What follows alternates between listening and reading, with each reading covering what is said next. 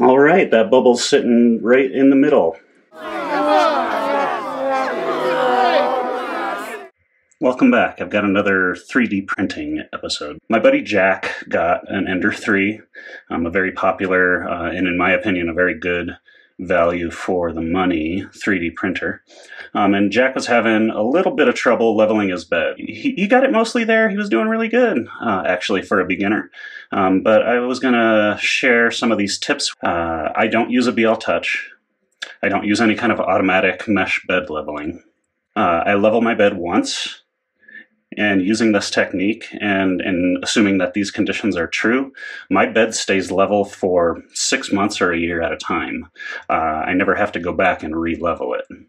And it was good timing. I just machined and installed this little pedestal here on my bed, and I'm going to use this for my new GoPro Hero 9 and this clamp to clip it to the bed and to be able to have a moving camera mount for my prints.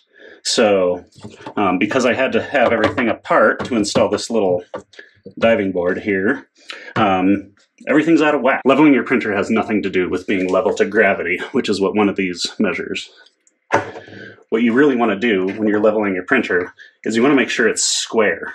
You need to treat this like a machine tool, like a lathe or a mill, because that's basically what it is. This is a CNC machine tool.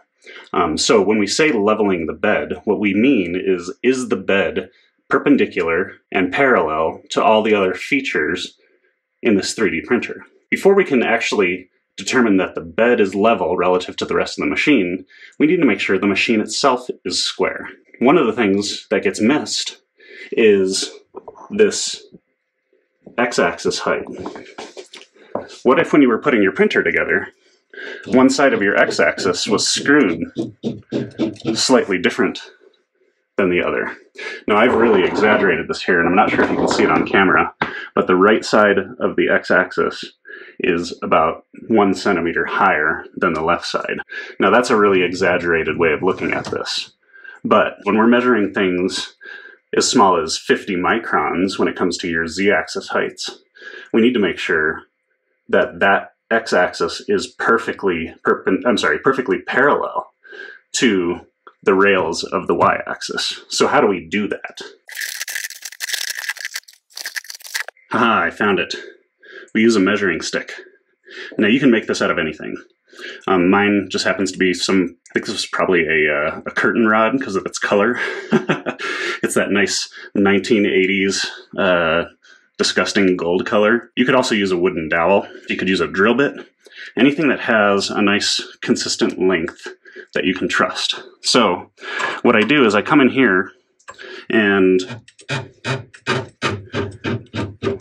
I'm going to adjust my x-axis until this little bar just fits under it, until it just brushes.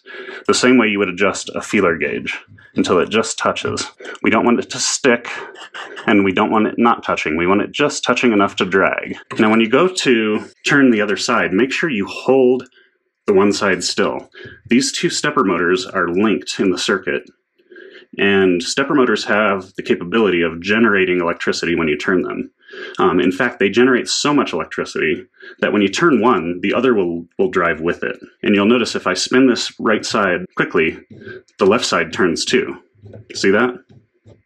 So when we're making these adjustments, once you have one side set, you want to make sure that you hold it still while you bring the other side down.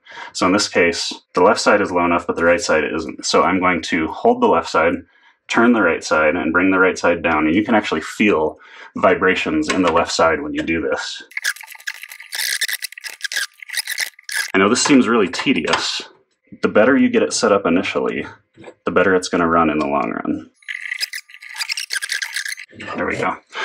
So now that both sides are lightly dragging, we know that the x-axis rails are completely parallel to the y-axis rails. Now that we've got that out of the way, now we need to level the bed itself. So I'm going to go ahead and preheat this bed because it's important that it's hot when you level it. When it gets hot, this glass and this plastic swells up a little bit. It doesn't swell much, but it swells up enough to mess up your your leveling. There's a couple prerequisites here, and I'm just going to cover those real quick here.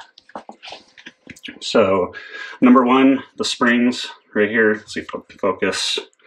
So, your springs. Chances are your 3D printer came with springs that were really lightweight. I would recommend getting the heaviest springs you can find that fit. They don't need to be very long, they just need to be very stiff.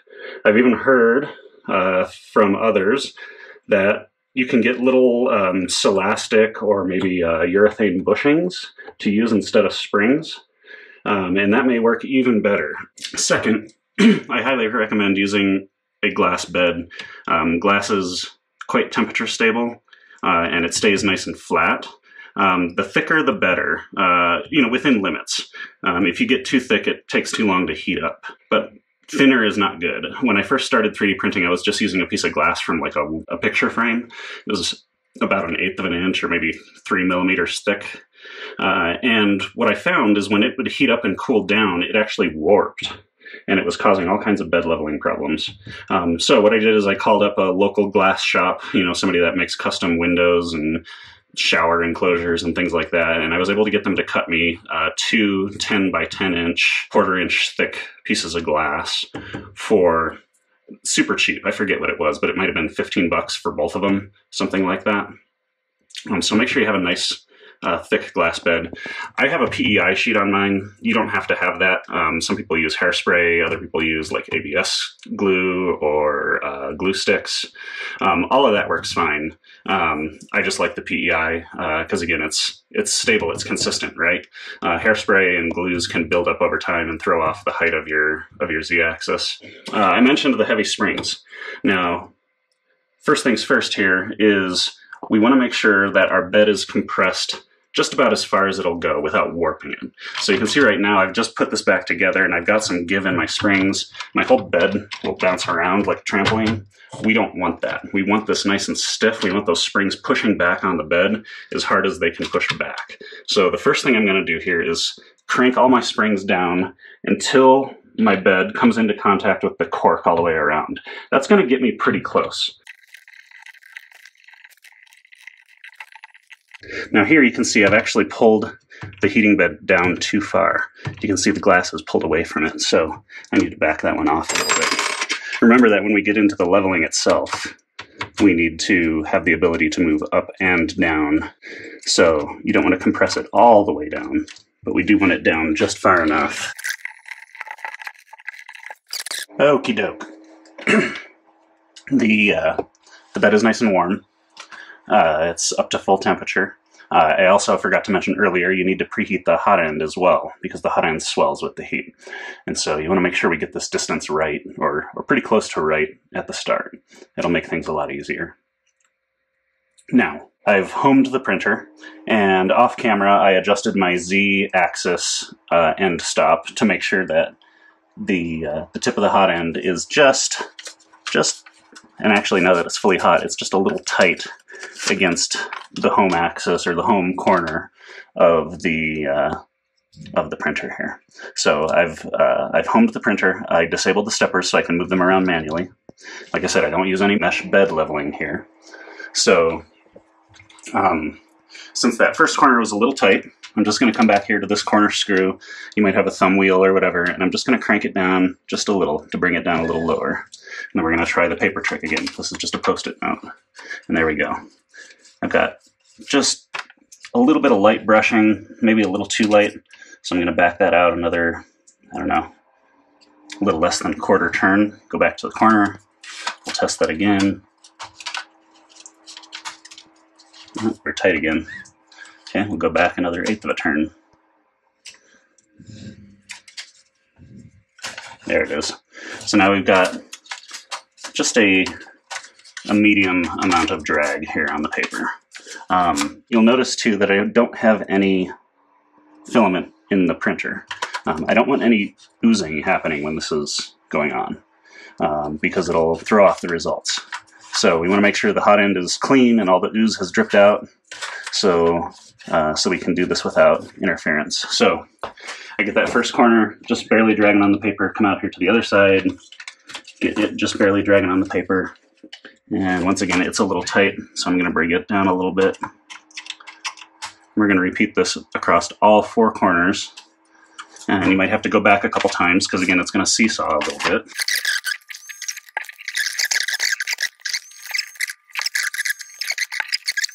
All right.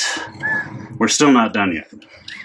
Like I said, this is the foolproof way. If you take the time to do this once, it'll be a long time before you have to level your printer bed again. So the next step is we're going to actually do a test print. And I've got a special STL created for this. I'm going to share that STL down in the description, and you can download it from Thingiverse and use it for yourself. And I will show you how to set that up in the slicer. Okay, so here we are in Simplify 3D. You might use Cura or Prusa Slicer, it really doesn't matter. The goal here is you're going to import this STL and scale it so that it almost fits your bed. You can make it rectangular, it really doesn't matter, because what you're going to see here is we're going to set this up so that we're only printing the outside perimeter. So I go into my profile, I make the infill 0, we're going to set the solid layers for top and bottom to 0, and then 1 perimeter line. Also make sure that you don't have any kind of skirt or brim on here, because that'll mess up the process here. So then we prepare to print and take a preview, and you can see here it's just going to print 1 perimeter all the way around, and you get many chances to look at this and adjust your lines as it prints. So now we're printing, and as you can see here it's just printing the 1 line, and what you're looking for here is that the lines aren't too wide or too narrow. You can see in this first screenshot that the line is too close. It's squishing and you can see artifacts from the nozzle. That second to last line there is a little too narrow. You can see there where it actually got a little hourglassy. And that means that your nozzle was too far away there. And so as I worked my way around the bed here, adjusting back and forth and adjusting each corner, eventually you get it just right, where it's exactly the width you're looking for and exactly the height you're looking for. So once again here's another example. You can see those outside 2 perimeters are a bit too wide, and that indicates that that corner was too close to the nozzle at first, and then as it worked its way inward, I was able to adjust it and get it just right. So here I've got a little side profile of what you're looking for. In this first shot here, the nozzle's too far away. You get a round bead. The second shot, too close, and the nozzle's dragging through the bead. And when it's just right, you should have a slightly oval, slightly convex bead sitting on the bed that hasn't been drugged through and also isn't just barely floating on there. And in this last time lapse here, I've just got a nice little model. This one's for you, Jack. I hope this helps. Please give me a like and subscribe if you found this useful, and as always, thank you for watching.